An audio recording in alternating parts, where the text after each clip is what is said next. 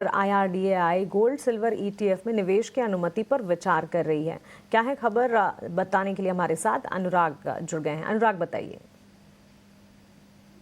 Insurance regulator IRDA विचार कर सकता है कि जो इंश्योरेंस कंपनियां, लाइफ इंश्योरेंस कंपनियों के द्वारा जो इन्वेस्टमेंट किया जाता है, निवेश किया जाता है, वो गोल्ड और सिल्वर ETF में भी किया जा सके। जो IRDA की इन्वेस्टमेंट कमेटी है वो अपनी फाइनल रिकमेंडेशन देने वाली है और हमारे सूत्रों से मिली जानकारी के मुताबिक कमेटी भी इस पक्ष में है कि गोल्ड और सिल्वर ETF में इंश्योरर्स को निवेश करने दिया जाए, और लेकिन उसमें एक अपर लिमिट होगी। कुछ प्रतिशत ही जो है वो निवेश करने दिया जाएगा। अभी जो निवेश किया जाता है वो यूलिप प्लान है, उसके जरिए गोल्ड ETF में निवेश किया जाता है, लेकिन जो ट्रेडिशनल फंड्स में भी है वहाँ पर भी निवेश करने दिया जाए। इंश्योरेंस इंडस्ट्री की भी ये मांग रही है कि उन्हें ये मौका दिया जाए, नियमों में बदलाव किए जाए, क्योंकि हमने देखा है कि पिछले एक साल के अंदर गोल्ड ने काफ़ी शानदार रिटर्न दिया है, सिल्वर का भी अच्छा प्रदर्शन रहा है।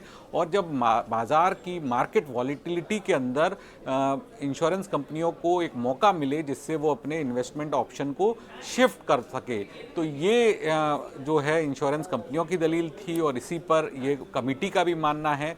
तो आने वाले दिनों में जब फाइनल प्रारूप आएगा, इन्वेस्टमेंट से जुड़े हुए नियम आएंगे, तो वहाँ पर IRDA ये कंसिडर कर सकता है कि गोल्ड ETF और सिल्वर ETF के अंदर भी इंश्योरेंस कंपनियां निवेश करें।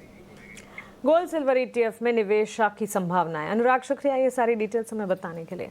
सरकार ने ट्रेन के वेटिंग टिकट से जुड़ा एक नियम जारी किया है। क्या है ये नियम, इसके मायने क्या है और इसका असर कैसा पड़ेगा? समीर हमें बता रहे हैं। समीर, बताइए।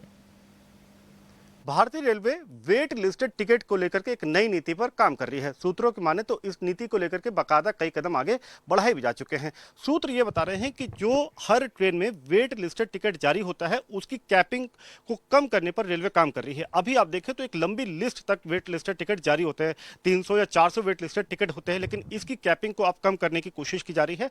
सूत्रों की माने तो रेलवे मंत्रालय इसकी कैपिंग को घटा करके सिर्फ 25% तक लाना चाहता है, यानी कि जो कंफर्म्ड बर्थ की टिकट जारी होते हैं उसका उस टोटल बर्थ का सिर्फ 25% अतिरिक्त ही वेट लिस्टेड टिकट जारी किया जाएगा। और ये जो नीति है ये सभी पर लागू होगी, यानी कि हर क्लास ऑफ ट्रैवल पे, चाहे वो AC फर्स्ट, सेकंड या थर्ड क्लास हो या स्लीपर क्लास हो, ये सभी पर एक समान रूप से लागू करने की तैयारी है। तो जितनी कंफर्म्ड बर्थ है या किसी भी कोच में जितनी टोटल सीटें हैं उसका 25% तक का ही वेट लिस्टेड टिकट जारी होगा।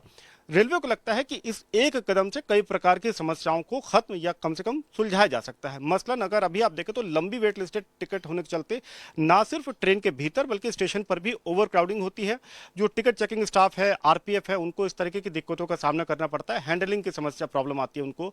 इसके साथ ही साथ पैसेंजर को भी ये स्पष्ट नहीं होता है कि उनकी जो वेट लिस्टेड टिकट है वो उसके कंफर्मेशन के चांसेस क्या रह सकते हैं। तो ऐसे में जब कैपिंग 25% की रेलवे लागू करेगा तो जो यात्री हैं जिनके पास वेट लिस्टेड टिकट है उनको भी अपने टिकट कंफर्म होने के जो चांसेस हैं वो बेहतर तरीके से पता लग पाएंगे।